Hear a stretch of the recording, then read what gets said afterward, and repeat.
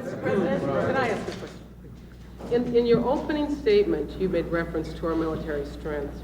Sir, a principal element of this nation's strength is our nuclear deterrent, and during your administration, sir, numerous nuclear production plants have been allowed to decay, including plants which produce plutonium and tritium.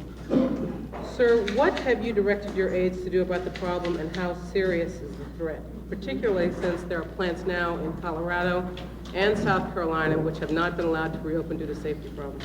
And we have made it very plain that we will not allow those plants to reopen until they meet the requirements and constitute no danger to the citizens of this country. And that it just has to be that cold turkey. Now, I don't think that we can be blamed for the deterioration that certainly began long before we were here. If I could follow up, isn't it true that you have left President-elect Bush a tremendous financial and national security challenge, not only in getting these plants back in operating order, but also in devising ways that we can dispose of our nuclear waste? No, we are working on that, and we have been, and we've made more progress than I think we're given credit for on that, and he'll have to continue with doing those things, and I don't think that the problems are all money. Bill? Mr. President, do you have any reason to believe that the American hostages who are still being held in the Middle East will be released after you leave office? I don't think that anyone that takes over this office is going to give in, nor did I. That is again one of those things I should have said to your question, Bill, that you go to bed with every night. And we are hopeful that there can be avenues that would open. We cannot enter into negotiating in the sense of what kind of ransom to pay, or you're just encouraging more hostage taking. But there are other channels. We're not advocating that any individual, as some have, take it upon themselves to try to get them out. But we're looking at every channel that we can find to try and get them.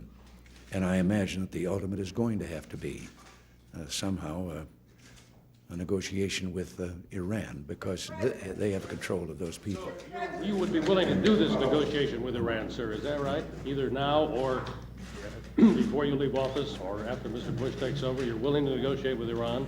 Oh, there have got to be some changes there, too.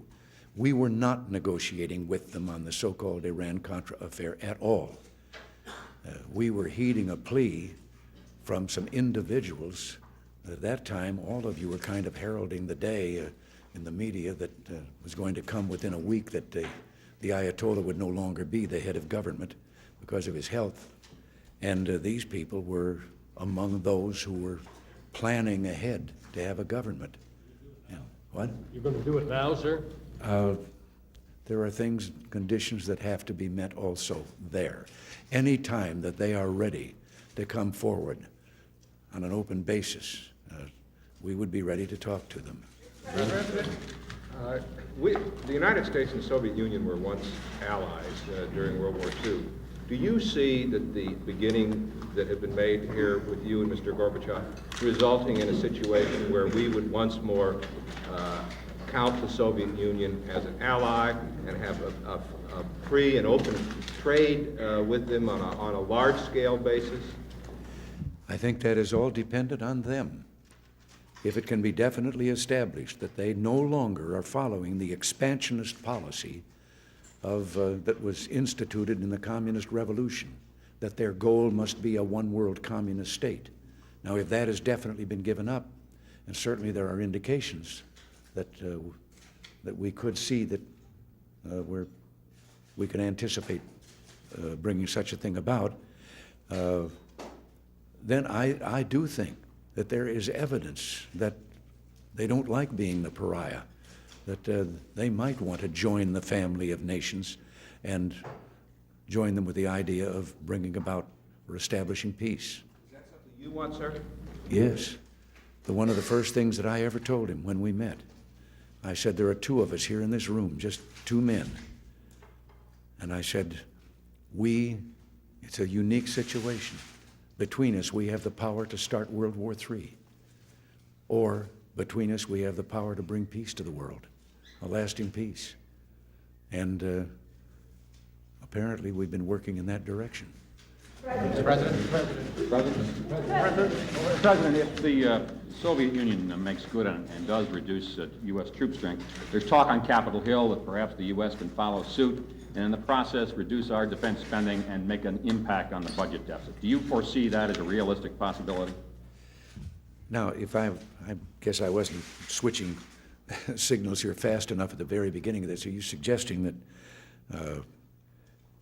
that the defense spending is... Soviet troop cuts could lead to some cuts on our own, and that this would help to reduce the deficit. People are already looking, some Democrats, thinking that this may help us to reduce the deficit. Well, once again, I must repeat, that can't happen with our defense spending until we have reached a parity, and in which then both sides can continue the reduction of weapons and keeping it at a parity.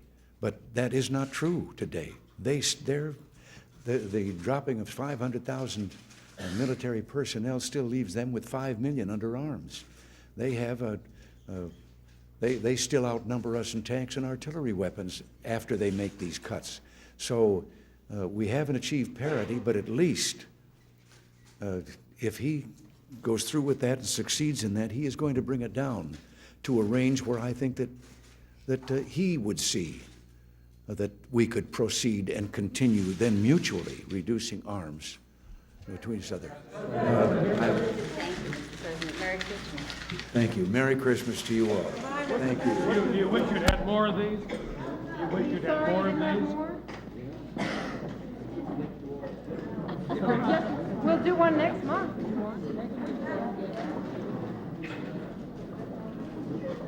Sorry to put you need to get the phone. Couldn't get you all together.